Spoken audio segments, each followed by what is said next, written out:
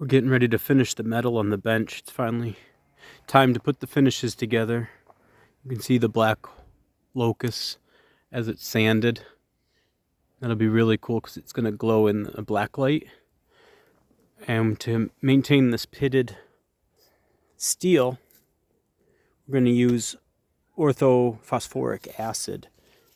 Phosphoric acid will convert the iron oxide into a inert and near alkaline that can be painted. But the cool part here is we actually want this, and the phosphoric acid, when it reacts with the iron oxide, will create a black finish, and we're going to just lacquer over that black finish to give it a very antique look. The trick here is that there can be no moisture in the air, no moisture in the metal, and no water period, because it'll give a white powdery film that you'll have to refinish it. But watch this.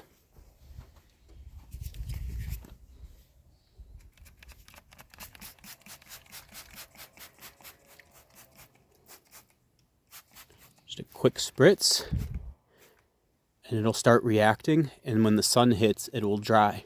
Check back for the finished product.